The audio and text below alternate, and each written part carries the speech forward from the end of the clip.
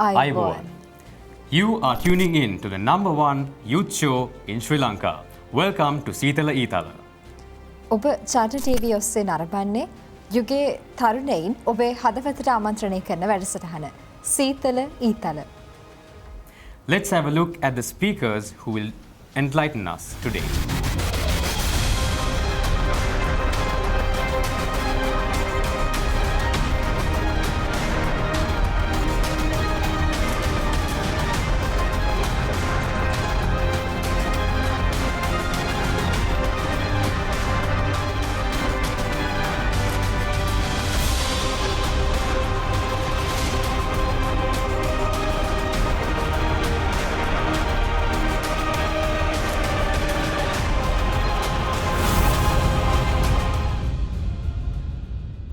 The speakers have assembled, and now it's time to have a look at the topic today.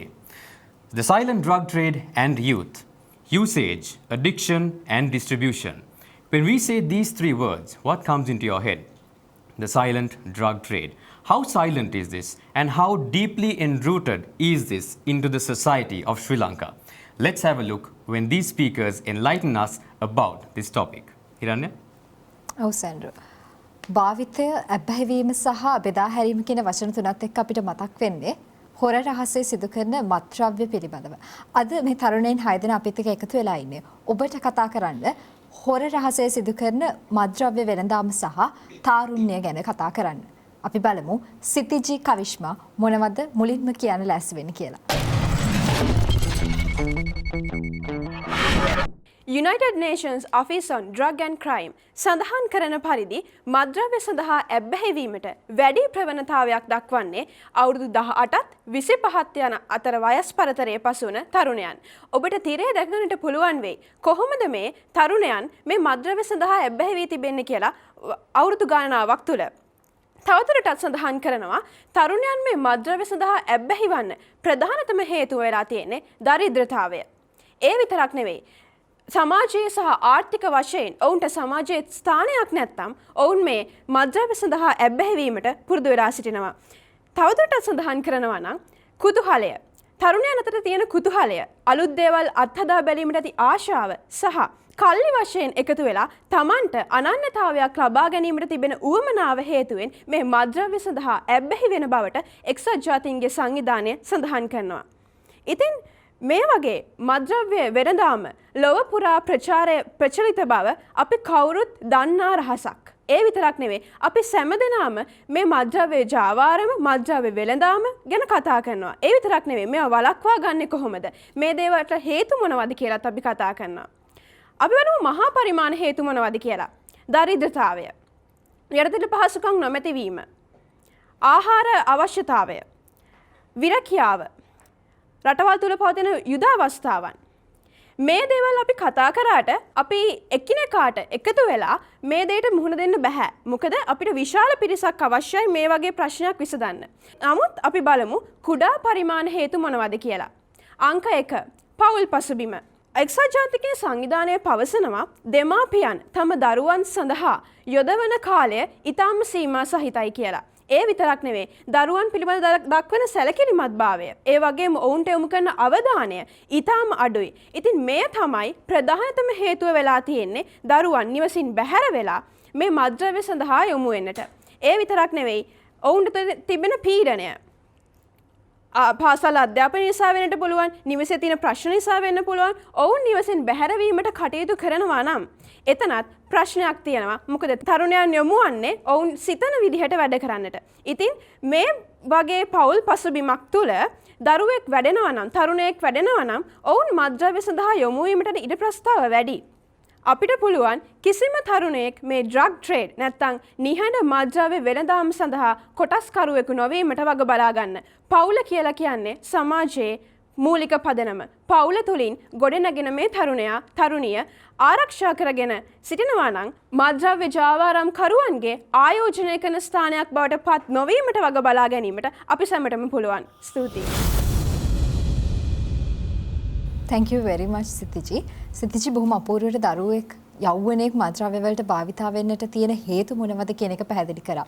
සෙන්ඩ්‍රෝ ඔයාට මොනවද හිතෙන්නේ සිතිජි කියපු දේවල් එක්ක? I think Hiranya, she led us into a whole cycle of events where when it comes to this, the youth especially, how they lead problems, different types of problems that they go through leads them into a cycle of depression, and where through this cycle of depression, how they slowly move on to finding an identity. Siddhiji showed that to us very strongly, how they want, youth always loves to find an identity with themselves in something else, to find themselves in something else, and how with that, along with that comes the other problems. And also, Hiranya, Siddhiji showed us how this seeking of an identity becomes a very silent drug trade, because most of the time it's not seen on media. It's not, this part of it is not seen. So Siddhiji, thank you so much for bringing this to light at the very beginning of the episode itself. And I believe to add on more, we have our next speaker, Shaniz Fazir. ඇත්තරම අද බලනවා silent drug trade and the youth. ඒ කියන්නේ මේ මත් රකුසා සහ තරුණයන් ගැන. තරුණයන් කියලා කියන්නේ ඕනම රටක පිටකොන්දක්.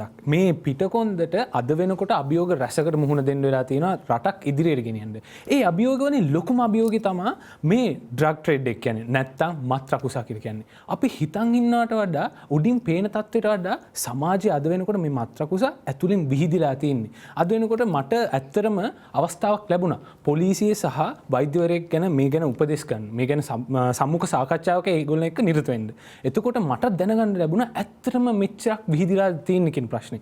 අද ඔබත් එක්ක එය මම ඉදිරිපත් කරලා බෙදාගන්නයි මේ අද ආවේ. එතකොට මේ පළවෙනියටම අපි දැනගන්න ඕන දෙයක් තමයි අපි ඉස්සර හිතන් හිටපු දේ නෙමේ ඇත්තටම අද වෙනකොට මේ ඩ්‍රග් ට්‍රේඩ් එකේ තියෙන්නේ. නැත්තම් මේ ඇත්තටම ඩ්‍රග් ට්‍රේඩ් එකේ තියෙන්නේ. එතකොට අපි බලන්න ඕන මේකත් රිවෝල්ව් වෙලා තියෙනවා. ඒ කියන්නේ මේකත් අලුත් පැතිකඩයකට හැරවිලා තියෙනවා. අපි ඒ පැතිකඩේ දැනගන්න ඕන ඉස්සෙල්ලාම ඒකට මුහුණ දෙන්නේ කොහොමද කියලා.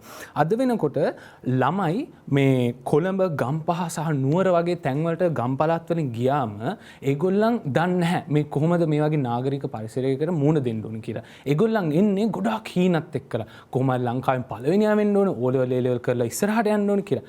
නමුත් මෙම විකුණන්නන් ඉන්නවනේ මේ ඩ්‍රග්ස් ගෙනියලා විකුණන කට්ටිය අපි ඉස්සර හිතාගෙන හිටියේ මේක විකුණන කට්ටියත් ඇබ්බැහි කරුවන් කියලා. දැක්කම මේ කුඩ්ඩෙක් ඉන්නේ මේ ළඟට යන්න හොඳ නැහැ. ඒක අපි දැනන් හිටියා. හැබැයි අද වෙනකොට ඒගොල්ලන් උත් දන්නවා ඒ තත්ත්වෙන් එළියට ඇවිල්ලා කොහොමද මේ මිනිස්සුන්ට අපි මේක විකුණන්නේ කියලා. එතකොට මේ වගේ විකුණන්නන් දන්නවා මේ වගේ ළමයෙක් ඇත්තටම ආපුවම මේ කොළඹ නුවර ගම්පහ කියන පන්ති වලට එයා අඳින විලාසෙන් කතා කරන විලාසෙන් එයාගේ භාෂාව හසුරුවන හැටින් එයා දන්නවා මේ ළමයා ඇත්තටම අලුත් එක්කෙනෙක්. මෙයා තමයි මට ඊසිම ප්‍රේක ඊසිම ගොදුර. එතකොට එයා මොකද්ද කරන්නේ? ඒ ළමයා ළඟට යනවා. එයාට ඕනේ නැහැ මුළු පන්තියම අල්ලන්න. එයාට ඕනේ ඒ ළමයා විතරයි අල්ලන්න. දවස් දෙකක් එයා ලස්සනට කතා කරනවා. හරිම රෙස්පෙක්ට්ෆුලි කතා කරනවා. එතකොට ඊළඟ දවසේ එයා නොමිලේ දෙනවා. මේක පාවිච්චි කරලා බලන්න ඔයාලට හොඳට ඉගෙන ගන්න පුළුවන්. අන්න ඒ වගේ දේවල් කියලා තමයි පොළඹවන්නේ. මේ ළමයාත් ඉතින් එයාට තියෙන නොදැනුවත්කමට ඒක අරන් යනවා එයාගේ යාළුවෝ ළඟට. ඒක අරන් ගිහිල්ලා එයා ඒක පාවිච්චි කරනවා. එතකොට ඕක නිකන් අර සොෆ්ට්වෙයාර් එකට ආපු වෛරස් එකක් වගේ. අපිටත් එන වෛරස් එකක් වගේ. ඒක පටන් ගන්නමේදී නවත්තන්න ඕනේ. නැත්තම් ඒක විහිදිලා ඇතුළට යනවා. එයාගේ බිස්නස් එක පටන් ගන්න අන්න එතනින්. ඊට පස්සේ විකුණන මිනිස්සයක් ඇබ්බැහි කරුවෙක් කියලා අපිට කවදාවත් හිතන්න බෑ. ඒ කාලේ පහුවෙලා ඉවරයි. එතකොට අපි තව දෙයක් හිතන්න ඕනේ. අපි බලනවා මේ ප්‍රවෘත්ති වල එහෙම රටේ කෝස්ට් ගාඩ් එක නැත්තම් රටේ මුහුදුබඩ ප්‍රදේශයෙන්ම මේ ගොඩාක් ඩ්‍රග්ස් දැන් මේ පහුගිය මාස කිහිපෙන් අවුරුද්දෙන් අල්ලලා ඉවරයි. හැබැයි අද වෙනකොට ඩිමාන්ඩ් එකට සප්ලයි එක කොහොම හරි මීට් වෙනවා. ඒ කොහොමද? එතකොට මම මේ ප්‍රශ්නේ පොලිස් අධිකාරිතුමාගෙන් විමසූ විට එයා කිව්වේ මට ඇත්තටම පුදුම හිතෙන දෙයක්. අද වෙනකොට හෙරොයින් උදාහරණයක් හැටියට ගත්තොත් හෙරොයින් කියන මත්ද්‍රව්‍ය ගොඩක් ලංකාව ඇතුළේ අල්ලලා තියෙනවා. හැබැයි ඒකේ ඩිමාන්ඩ් එකට සප්ලයි එකක් තියෙනවා. ඒ කොහොමද? ඇත්තටම මට හිතාගන්නත් අමාරුයි. හෙරොයින් වලට කවලම් කරනවා අද වෙනකොට ආදාහනාගාරවලින් මිනිස් අලු. ඒක අහද්දි මට ඇත්තටම කම්පනයක් ඇති වුණා. හෙරොයින් ගත්තටත් වඩා තමන්ට කායික හා මානසිකව එතකොට ඒක කොච්චරනම් මේ නෙගටිව් විදියට ප්‍රහාරයක් ඇති කරයිද? එතකොට ඒ වගේම සමහර මිනිස්සු කියනවලු මේ ස්මෝකින් ඒ කියන්නේ සිගරට් දුම්කොළ වලට ලීගලයිස් කරලා තියෙනවා. ඒකේ තියෙන හැබැයි කෙමිකල්ස් වලින් පිළිකා ඇති වෙනවා කියලා. හැබැයි ඇයි මේ ගංජා ඒ කියන්නේ වීදි භාෂාවෙන් කියනවා නම් ගංජා වලට ඇයි ඒක ලීගලයිස් කරලා නැත්තේ? ඒ වගේ දේවල් අද වෙනකොට ඔළුවට දාලා තිනවා යෞවනයන්ට ඒව කරන්න ඒක හොඳයි කියන මට්ටමකට ඇවිල්ලා තියෙන. ඒක නවත්තන්න ඕනේ අපි. එතකොට මේ මිනිස්සු දැන අපි මේ සමාජයේ ඉන්න පුරවැසියන් හැටියට අපි දැනගන්න ඕනේ මේ ඩ්‍රග් ට්‍රේඩ් එකත් රිවෝල්ව් වෙලා තියෙනවා. අපිත් ඒ විදිහටම රිවෝල්ව් වෙලා ඒකට මුහුණ දෙන්න ඕන හැටියට. මගේ කතාවෙන් ඔබ කිසියම් දෙයක් ප්‍රයෝජනයක් ගත්තා කියලා මම බලාපොරොත්තු වෙනවා. ස්තුතියි. Thank you very much Shanice. Shanice බොහොම අපූර්වවට අපිට ඉදිරිපත් කරන මොන විදිහකටද දරුවෙක් එහෙම නැත්නම් තරුණයෙක්ව මත්ද්‍රව්‍ය වලට ඇබ්බැහි කරගන්නට ඒ මත්ද්‍රව්‍ය වෙළඳාම් කරන කෙනා යොදා ගන්න උපක්‍රමයන් ගැන. හරිම අපොඩි මං හිතන්නේ අපි දන්න තරමටත් වැඩි එහාට ගිහිලා දැනුවත් කිරීමක් ඔහු කරා ආදරණීය දෙමව්පියන්ට හොඳ උදාහරණයක් එහෙම නැත්නම් අවස්ථාවක් වෙයි තමන්ගේ දරුවන් පිළිබඳව මීට වැඩිය සැලකිලිමත් වෙන්න ඔවුන් නිවසෙන් බැහැර වුණාට පස්සේ මොන විදිහට මොන තැන්වලද හැසිරෙන්නේ කියන දේ පිළිබඳව මීට වැඩිය අවධානය යොමු කරන්නට. Sandro? Yes, Hirana, he had interviewed an ASP of the crime branch of the police, and he has gained this different outlook. Like we always tell you, we at Seethala Eethala deliver to you the unseen perspective, and like we said, we did deliver that. Shanice did deliver that. He spoke about a lot about this drug. He personified the drug into a monster, and how this monster is lurking in every corner of society, and how in the grassroots level this begins, how it targets the youth who go from the rural background to the urban background, and how this transition is where it is preyed upon, isn't it, Hiranya? Yes, sir. And going forward, he also showed us, he told us something that you behind the screen may never have heard, how human ash is mixed with these drugs. It might be more dangerous than we can even think. So he also spoke about how we should be giving awareness to facts like these, such that we are doing here today at Seethala Eethala. Lovely and magnificent facts brought out by Shanice. Thank you very much for that intellectual insight, Shanice. And moving on to our next speaker, we have Tuhan Sapumanage.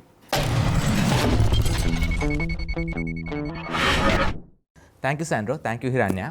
දැන් මගේ යාළුවෝ ගොඩක් key issues ගෙන ආපු නිසා මම කැමතියි මේකේ fundamentals වලට ගිහිල්ලා බලන්න ඇයි ඇත්තටම ලංකාවේ youth එක නැත්නම් ලෝකේ youth එක ඇයි drug කරන්න පටන් ගන්න කියලා drugs use කරන්න පටන් ගන්න කියලා. ඒකට first you need to look at because none of the drug addicts right now were born and imagine themselves being a drug addict, and I'm sure none of your parents groomed up to be as well. So what exactly is the issue? And for that you need to take a step back and look at the holistic picture.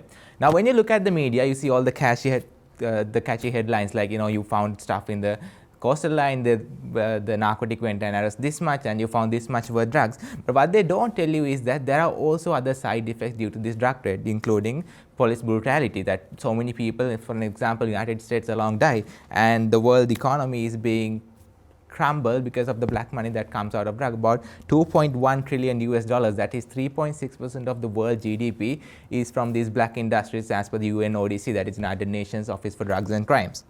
And the point being that drug trade alone is not a single issue that you can take out and answer, but an issue of much bigger system that we need to tackle. And the solution for that, we need to find solutions for the cause instead of the symptoms, because if you have dengue, there's no point of just taking Panadol, right? You need to find out solutions for the causes, and those causes can be predominantly categorized into 4 categories. That is, first, like Siti just said, the negligence by the parents, and the poor country, the country is being poor so that the people who are selling drugs, of course, they too are human, right? They have the guilty conscience, but they have to venture into these citizens because there is no any other way that they could make money from. And thirdly, the deregulation of the countries, how stringent the country's legislation is to punish the people or deter people from doing this. And lastly, and fourth, the lack of punishment once they found out. So the three solutions that I would like to suggest can be categorized into three types again, based on the stakeholder groups. First being the government. I think the Sri Lankan government, if you take Sri Lankan youth along, the Sri Lankan government has taken some promising, I would say, steps that are needed to stop the drug trafficking in Sri Lanka, because Sri Lanka is having this strategic location which is ironically is not being used by the government but being used by the drug dealers. And Sri Lanka, there is so much drugs, so the country is taking relevant steps needed to reduce this, but of course that might not be enough. That is, we have to decide on that, but you need to be more stringent, like what Singapore does, where if someone was caught trafficking drug, you need to give the death penalty, because that you need to be stringent so that the people would be deterred and the people would not be doing certain things. But despite government having their best efforts, I think it's the larger responsibility falls on the parents, because I know you all are busy and in your pursuing of dreams, but you need to be more careful about the children and ask them what they're doing, whom you're associating, where they are, because it might look like a issue for the children, but you need to understand that you need to groom them up to a level into be enough matured enough to call their shots. Until that time, parents should be following up and making sure that they know what their children are up to. And lastly, for the teens, what I want for everyone who is tuning in today, I just want to realize that you all have goals depending on your ambition, and you won't be able to get any of those if you are a drug addict. So you are the pilot of your plane, and make sure where it lands. Over to you, presenters.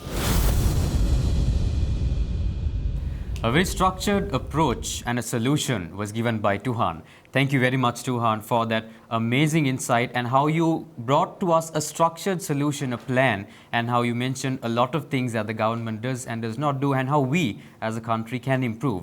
Don't you think, Hiranya? ඇත්තටම ඔව් සැන්ඩ්‍රෝ. ටුහන්ගේ කතාවෙන් කියනවා කළු සල්ලි එහෙම නැත්නම් වංශා සහගත මුදල් ශ්‍රී ලංකාව ඇතුළු ලෝකයේ හැම රටකටම මේ මත්ද්‍රව්‍යත් එක්ක ගලාගෙන එන විදිහ. ඊට එහයින් ගිහිල්ලා මේ මත්ද්‍රව්‍ය භාවිතයට ඇබ්බැහිවීමට හේතු මොනවද? රටේ තියෙන දුප්පත්කම, දරුවන්ට දෙමව්පියන් දෙන අවධානය අඩුවීම. ඒ වගේම තමයි ඔහු අතින් කියන වැදගත්ම කාරණාවක් තමයි දඬුවම. මත්ද්‍රව්‍ය භාවිතය කිරීම හෝ වෙළඳාම් කරන කෙනෙක් හොයාගත්තට පස්සේ ලබා දෙන දඬුවම තවමත් ඒ ස්ථීර මට්ටමකට එහෙම නැත්නම් නිසි මට්ටමකට ඇවිල්ලා නැතිවීම බය නැතිකම හේතුවෙන් තවදුරටත් මත්ද්‍රව්‍ය බෙදා හැරීම සහ භාවිතය කියන දේ සිද්ධ වෙනවා. ටුහන්ගේ කතාවෙන් කියනවා ඩෙන්ගු උනට පැනඩෝල් බීලා හරියන්නේ නැහැ වගේ තමයි මත්ද්‍රව්‍ය භාවිතා කරනවා නම් හරි වෙළඳාම කරනවා නම් හරි ඒකට අපි නිසි දඬුවම දෙන්න ඕනේ. ඒ මූල බීජ විනාශ කරන්නට අවශ්‍ය ක්‍රියාමාර්ග ගන්න ඕනේ. ආදරණීය ප්‍රේක්ෂක ජනතාව, ඔබ අපිව නරඹන තීරණ ගන්න කෙනෙක් නම් මේ ගැන වැඩි අවධානය යොමු කරන්න. අපි බලමු තවදුරටත් මේ කෙටි විරාමයෙන් අනතුරුව.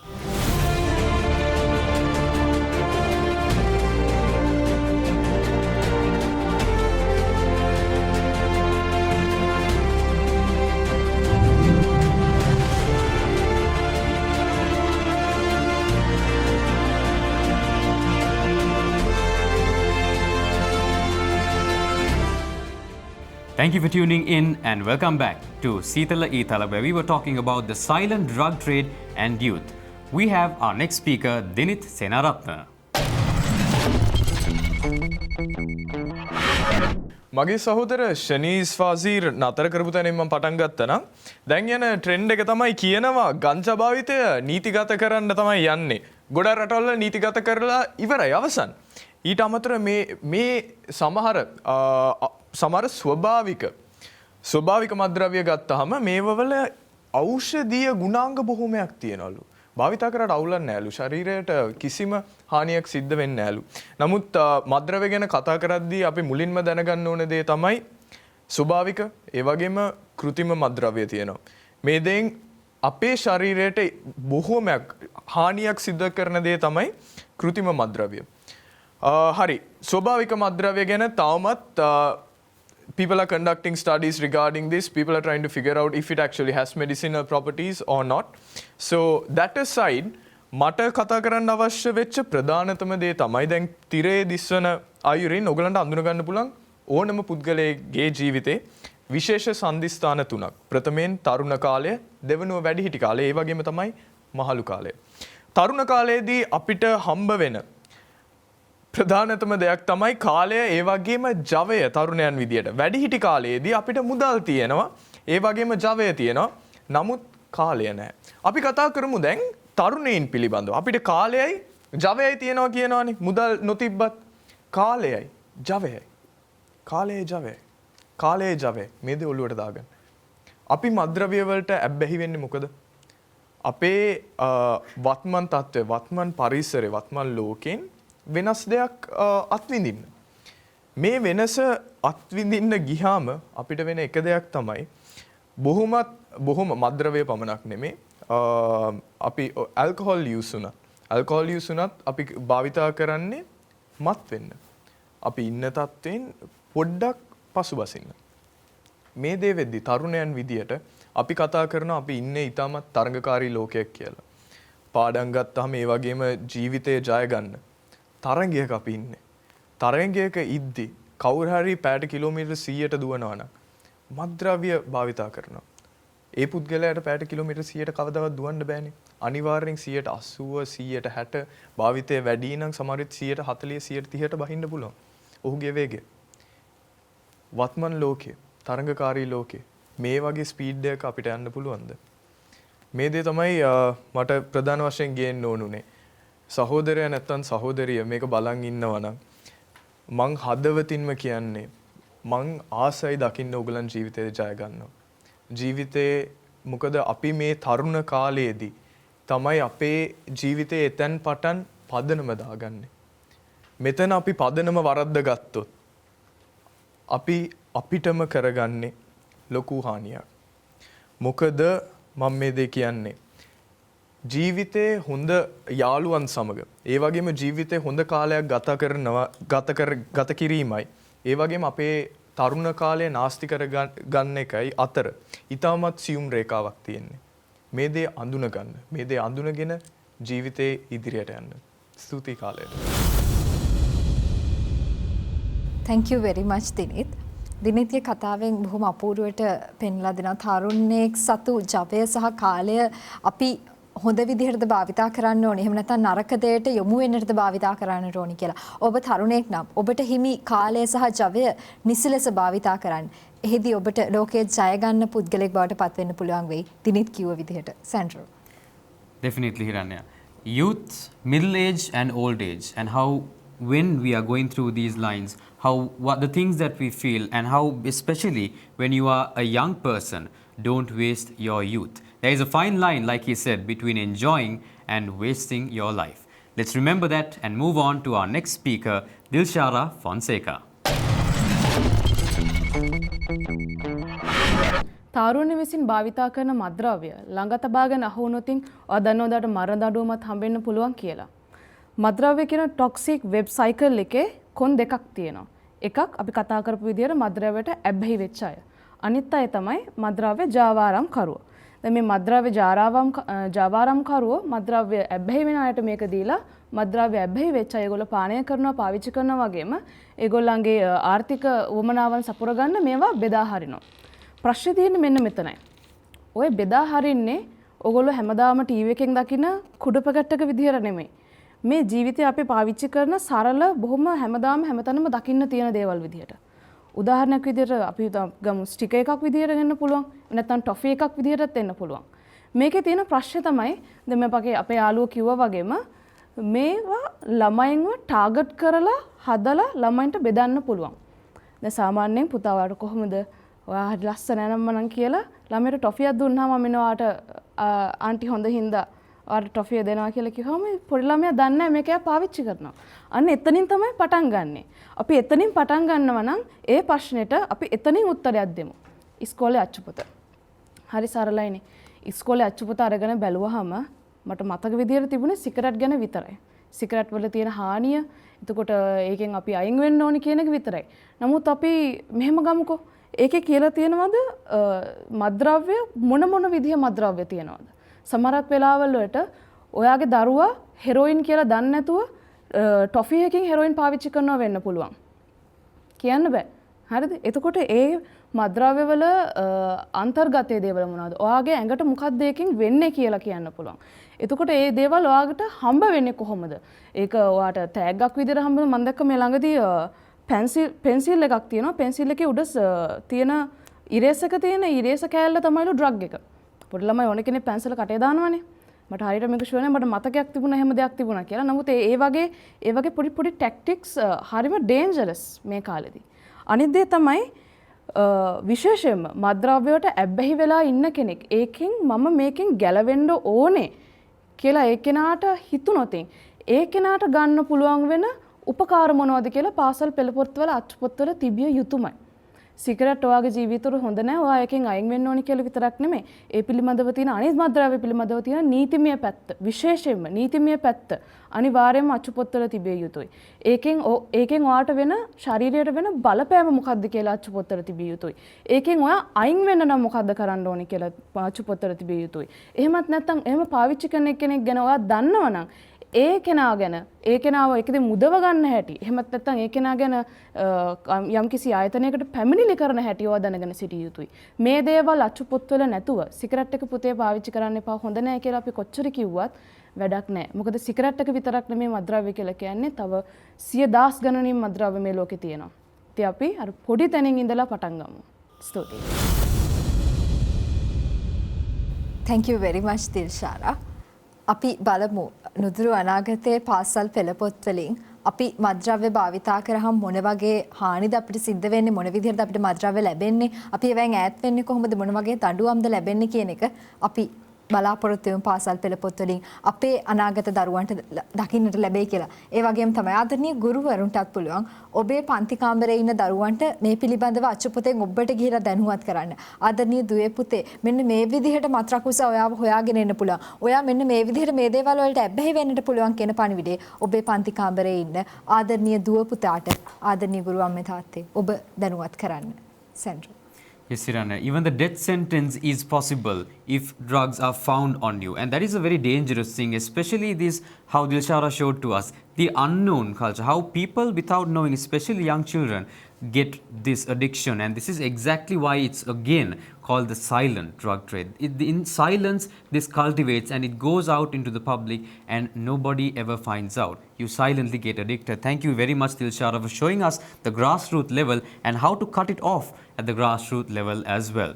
Next, we have our amazing speaker, Tarindu Pires.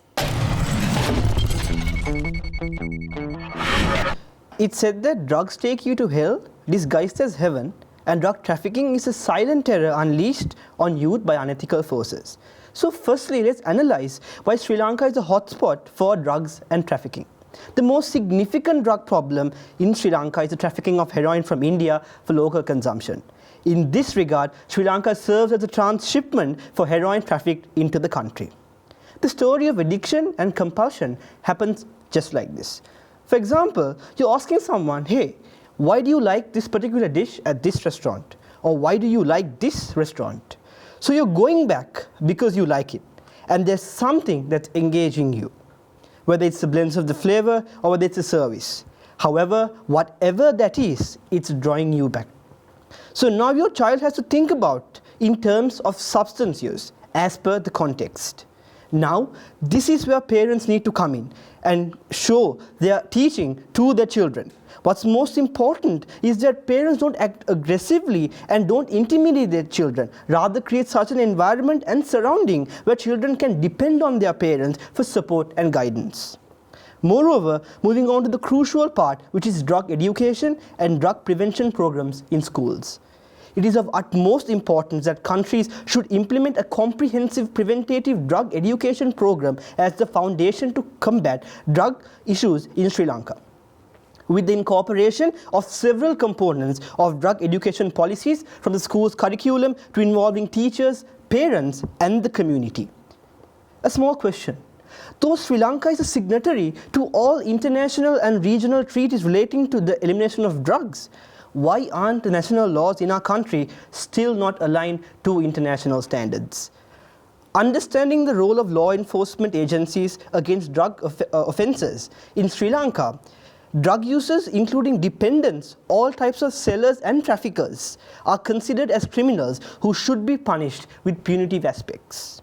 The question arises that whether the users or dependents could be treated as offenders or individuals who need help to recover.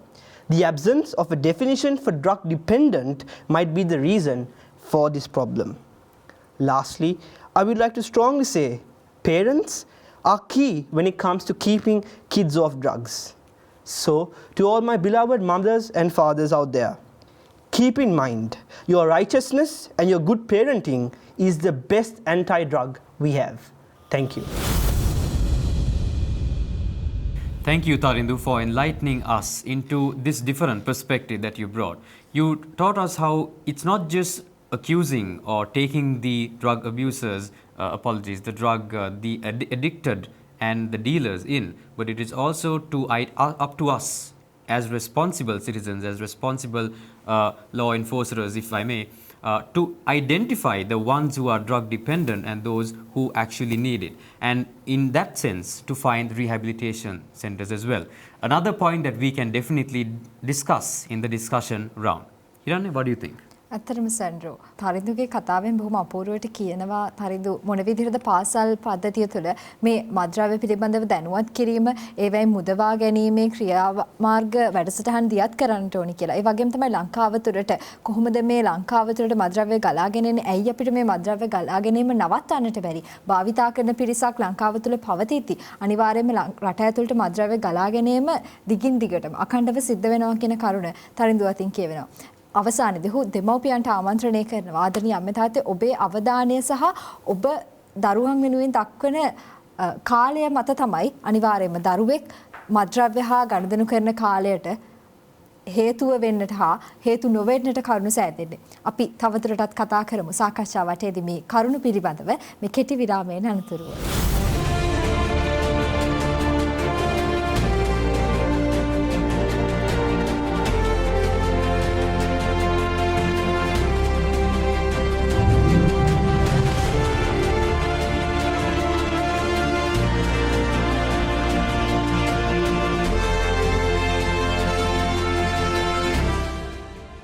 Thank you for staying tuned and welcome back to Seethala Eethala, where we were discussing about the silent drug trade and youth.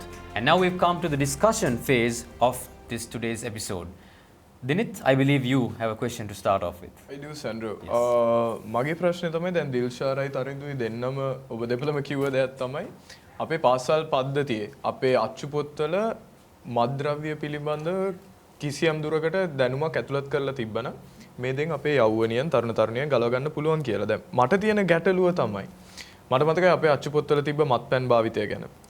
ඒ වගේම තිබ්බ දුම්වැටි පානේ ඒවල් වලින් වෙන හානිය පිළිබඳව අපේ අච්චු පොත්වල තිබ්බා. මේ දේවල් තිබ්බ පළියට මේ දේවල් වල භාවිතය සමාජය අඩු වෙලා තියෙනවද?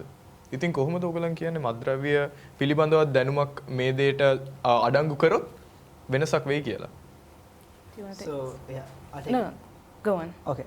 So what I'm saying is the answer to that is in the end of the day, so even though you have information put into books, right, it's how you get the information into the mind of the child, right?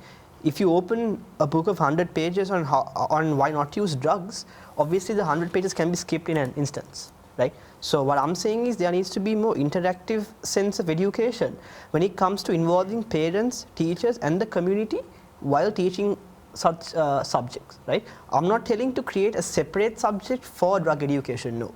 What I'm saying is to have an education on drug education, including having parents and teachers to have an interactive session so that children understand more and they understand what's actually going on, right? So you also have more sorts of information and knowledge that's passed on the table so that in the end of the day, children as individuals understand the pros and the cons of the entire issue.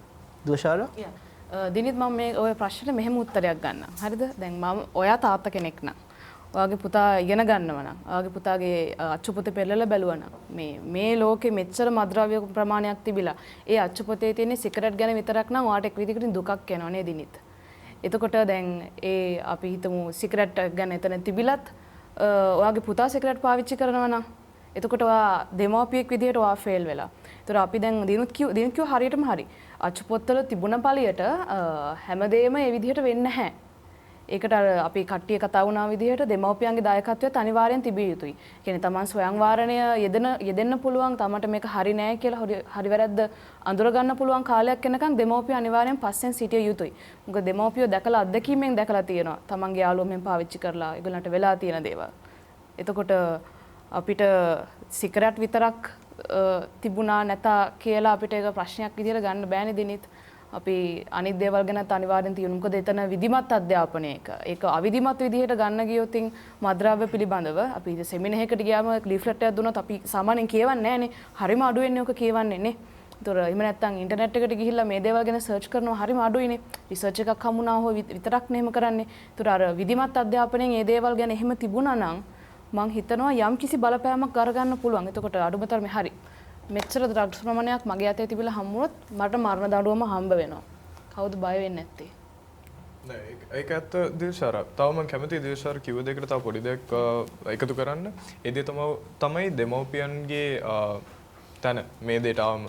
දෙමව්පියන් ගත්තාම කෙලිම කිව්වොත් ළමයා භාවිතය සම්බන්ධව දැනගත්තාම කෙලිම කිව්වොත් පුතා මේක භාවිතා කරන්න එපා. නැත්තම් පුතා දුව මේ ගෙදරින් යන්න. ඕගලන් අපිට මේ ඒ කියන්නේ අපේ පවුලේ නම්බුවත් විනාශ කරා කියලා එහෙම දෙයක් කරොත් කවදාවත් තමන්ගේ පුතා දුව කතා කරන්නේ නැහැ මේ දේවල් ගැන. ඊට අමතරව ටිකක් නිහතමානී විදියකින් දෙමාපියන්නුත් මේ ප්‍රශ්නෙට මුහුණ දෙන්න බැලුවොත් ඒක හොඳයි කියලා හිතෙනවා දිල්ෂාර. අනිත් දේ තමයි තරින්දු මට තාම වාගේ දේත් එක පොඩි ගැටලුවක් තියෙනවා. මම ඒකට එකතු කරන්න තරින්දු කියපුවා. මම හිතන්නේ මම කරන දින කියපු question එක it's a very valid question because we live in a time where people want to fast track their growth.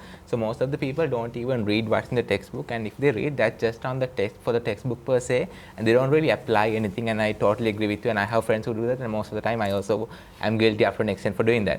But I think adding that content to a textbook should be done to be seen as merely the first stage of the entire process that you would follow up and tell the kid of that what are the bad sides or මද්‍රව්‍ය වල ආදීනව මොකක්ද කියන එක පටන් ගන්න තැනක් විතර text එකකට දාලා එහෙම තිබ්බා කියලා ඒක වෙන්නේ නැහැ. ඒක නිකන් ගැසට් එකක් ගහලා තියෙනවා වගේ ගැසට් එකක් අරන් කියවන්නේ නැහැ. ඒක ටෙක්ස්ට් එකේ දාලා ටීචර් ඉන්ටරැක්ටිව්ලි උගන්වන්න ඕනේ and parents ලා ඒගොල්ලන්ගේ follow up කරන්න ඕනේ. workshops තියන්න ඕනේ. කට්ටියලාට උගන්වන්න ඕනේ ministry of health thing.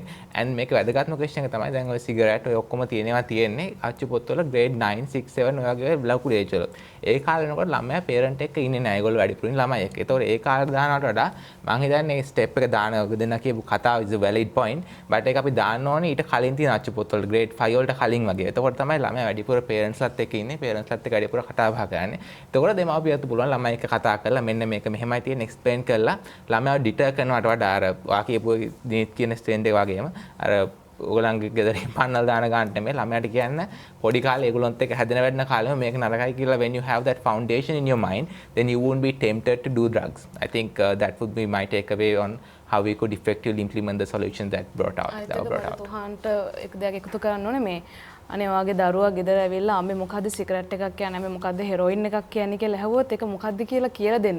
මට ඔය ගැන කතා කරන්න බෑ කියලා මැලි වෙලා ඒක ප්‍රශ්නෙන් පලා යන්න එපා. එහෙම වුණොත් එහෙම ඒක සමහර විට අල්ලපු ගෙදර අයියගෙන් අහන්න පුළුවන්. කවුද දන්නේ අල්ලපු ගෙදර අය හෙරොයින් ඇඩික්ට් කෙනෙක්ද කියලා. අනිවාර්යයෙන්. නේ ඒ කියන්නේ මම හිතන්නේ දෙමව්පියෝ ළමයිත් එක්කත් ළමයි දෙමව්පියොත් එක්ක දෙගොල්ලම මේ සම්බන්ධව සංවේදී වෙන්න ඕනේ.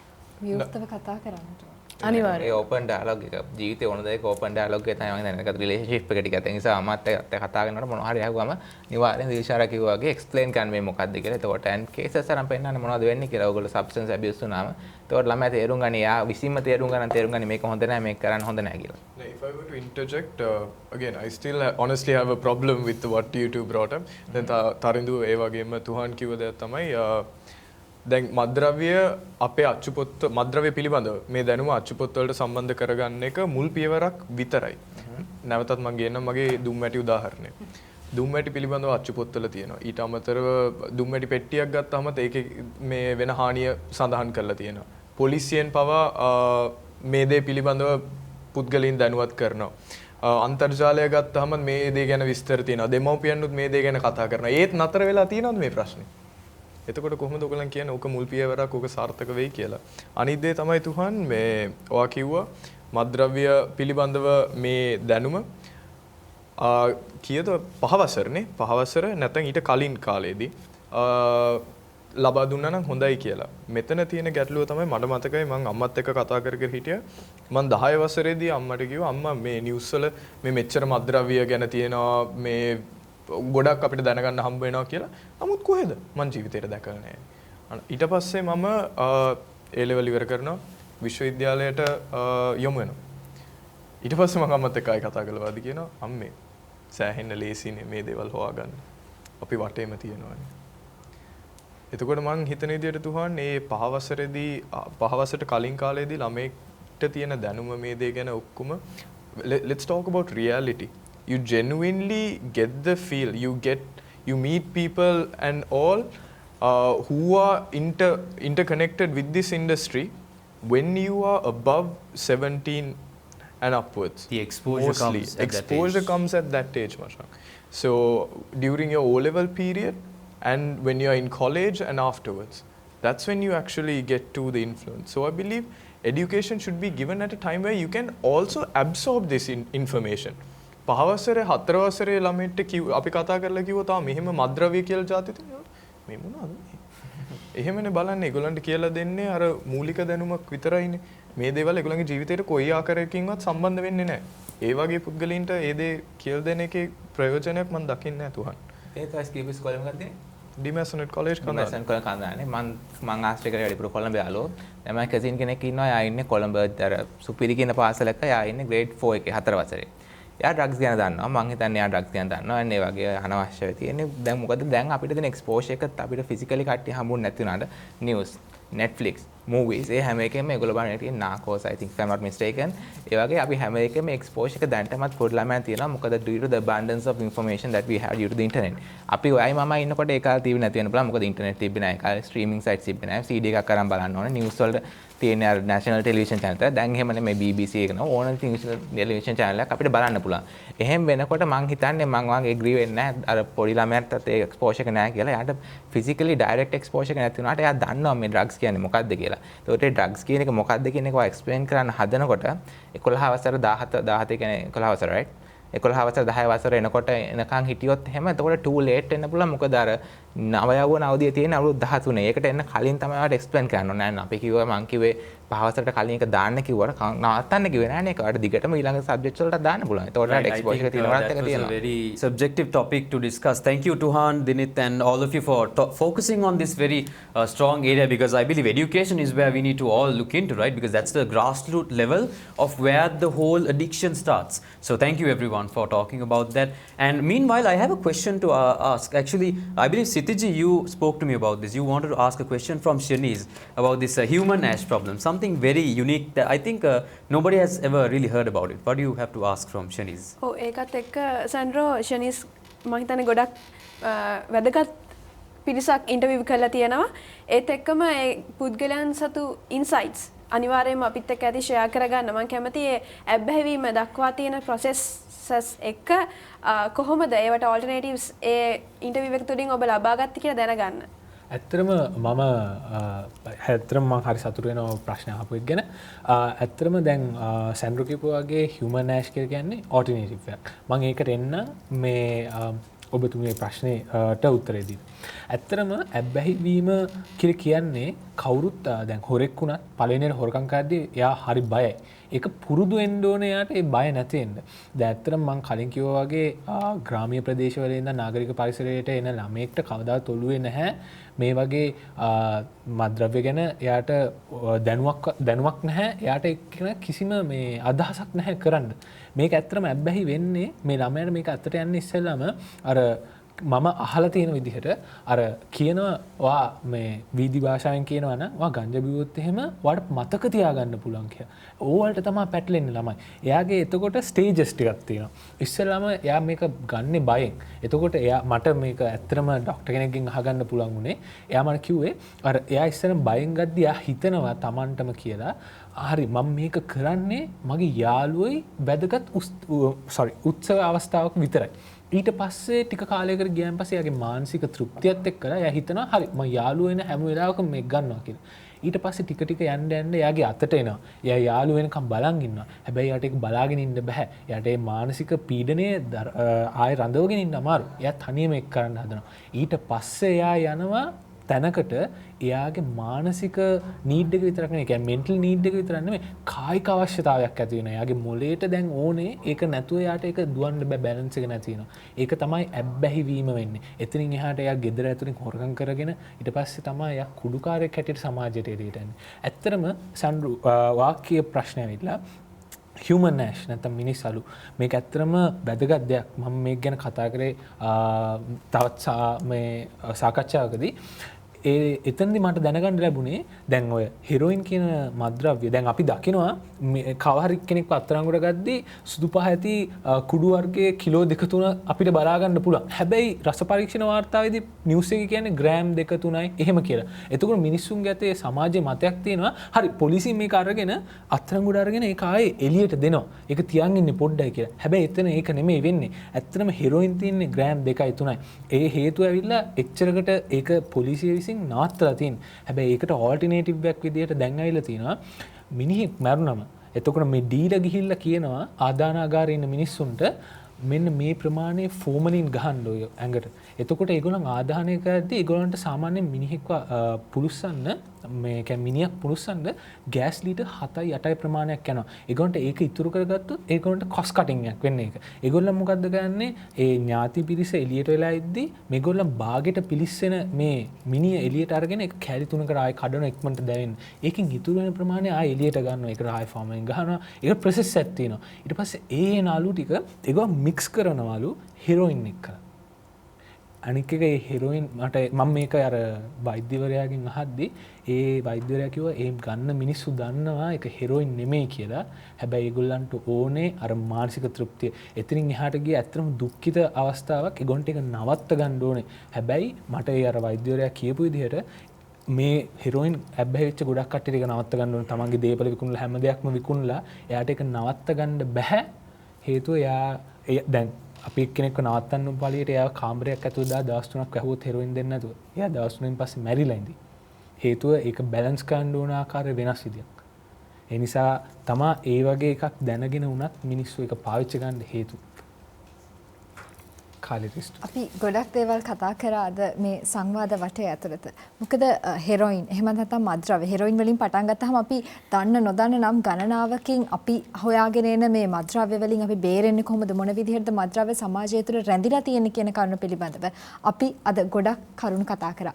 අපි බලමු මේ කෙටි විරාමයෙන් අනතුරුව අවසාන වශයෙන් මේ නව යෞවනයින් 6 දෙනාට මොනවාද කියන්න ඉතුරු වෙලා තියෙන්නේ කියලා ඔබට.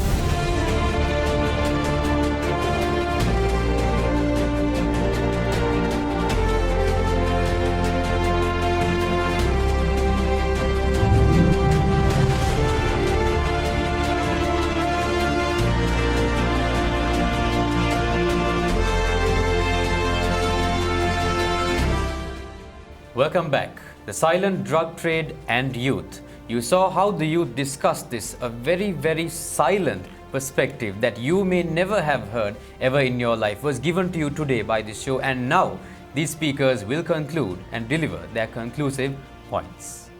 Shanice? Yes, Andrew.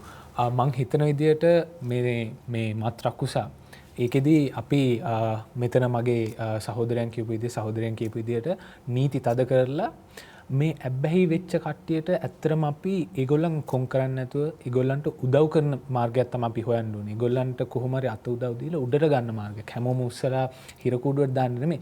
හැබැයි ඒ මත් උදුරට ඇදලා ගන්න ඒ රකුසව ඒ රකුසරේ උදව්කාරයෝ ඒ විකුණන්න ඒගොල්ලන්ට තව නීති තද ගන්න ඕනේ. මේකෙන් තුරන් ලෝකයක්, මේකෙන් තුරන් රටක අපේ මේ තාරුණ්‍ය කියන්නේ රටක පිටකොන්ද. ඒ පිටකොන්ද ශක්තිමත් කරොත් අපිට හොඳ අනාගතයක් ඉස්සරහට ගෙනියන්න පුළුවන්. ස්තුතියි. අවසාන වශයෙන් මට කියන්නට තියෙන්නේ කිසිම තරුණයෙක් මේ නිහඬ මද්‍රව්‍ය ජාලෙහි කොටස්කරුවෙකු විය යුතු නැහැ. අපිට පුළුවන් මේ දේ මුලින් උපුටා දමන්නට අපිට ශක්තිය තියෙනවා. අපි එකතු වෙලා කරොත් සහ නීතිවලට අනුකූලව වැඩ කරොත් මං හිතන්නේ අපිට පුළුවන් මේ ප්‍රශ්නට විසඳුමක් හොයාගන්න සහ අපි ඒ දේ සිදු කරමු. මං කැමති මගේ අවසන් පණිවිඩේ මේ මද්ද්‍රව්‍ය වලට ඇබ්බැහි වෙලාම කියන්නේ. නමුත් භාවිතය හරි නියත වෙන යෞවනයන් තරුණියන් ඉන්නවනම් සහෝදරය මං මුලින්ම මගේ කතන්දරේ කිව්වා වගේම ජීවිතයේ අඩිතාලම ඔයගලන් දාන්නේ මේ යෞවන කාලේ. මේ අඩිතාලම පුළුවන් හොඳින්ම දාගන්න. අඳුනගන්න යාළුවන් සමග හොඳ කාලයක් ගත කරනවා වගේම අපිට යෞවනේ නාස්ති වෙන්නත් පුළුවන් අපි වැරදි පාරකට යොමු වුණොත්. මේ දේ හොඳින් අඳුනගෙන ජීවිතේ ගමන් කරන්න කියලා මං කියන්න කැමතියි. අධ්‍යාපනය සම්බන්ධයෙන් අපි දැන් කතා කරා. ඒ කන්ක්ලූඩින් නෝට් එක මම කියන්න කැමතියි. අපි හැමෝම පිළිගන්න දෙයක් තමයි සිංගප්පූරුවේ පියා ලී ක්වාන් යූ මහතා කොහොමද සිංගප්පූරුව දීවර නගරයක් කියලා දැන් තියෙන වොන්ඩර් ඔෆ් ඒෂියා ගන්න ගෙන අය. ඒක ඒගොල්ලෝ ඉස්සෙල්ලා පටන් ගත්තේ සිංගප්පූරුව දීවර ගමක් තියදී හොරකම හොඳටම තිබ්බා. එතකොට ඒගොල්ලෝ ඉස්සෙල්ලා කරේ ළමයින්ට ඉගෙනුවා හොරකම් කරන්න හොඳ නැහැ, ඩ්‍රග්ස් කරන්න හොඳ නැහැ කියලා. ළමයි තමයි පවුලට අරන් ගියේ මොකද්ද හොඳ මොකද්ද නරක කියන එක. ඒ නිසා මම හිතන්නේ এডুকেෂන් කියන එක අපිත් ඒක පොත්වල දැම්මම ඒක ඉතාමත් වැදගත් පියවරක් වෙයි. මොකද දැන් දිනිත්ම කිව්වා සමහර ඩ්‍රග්ස් ගැන තියෙනවා පොතේ. ඒත් තාමත් මෙහෙම තියෙනවා කියලා. එහෙම දැම්මේ නැත්නම් කොතනද තියෙන්නේ කියලා අපිට හිතන්න ඕනේ. මොකද එහෙමවත් නැත්නම් ඒක ඊටත් වඩා වැඩි වෙන්න පුළුවන්, which is subjective, but of course we could decide on that. And of course, despite having those all the textbook government making stringent regulations, what I want you to understand is that parents and you all play a huge role in this. Parents be more focus on their students, personal children, and make sure that you are aware about what they do. And students, this is your life. You might have so many goals depending on your level of ambition. Get a job, get married, get a car, build a house, build your company. And none of those would be a reality if you got a drug addict. And even if you get those things to reality, you might not be able to enjoy them if you're a drug addict. So make sure that you are the pilot of your plane, you're the pilot of your life, and make sure that you take it to the right destinations. Thank you. I'd say to all the parents, you're blessed with children. To all the children, you're blessed with parents, right? It's a two-way thing. So my first message is good parenting. Definitely, as I told you earlier as well, good parenting is the best anti-drug that we have in our society, right? Dear mother and father, you can be doing the best job today. You can be the CEO of a company, but never forget or don't ever neglect your son. The moment he closes his room door, open the door and check what he or she is doing, right? Have an eye on them. That's key.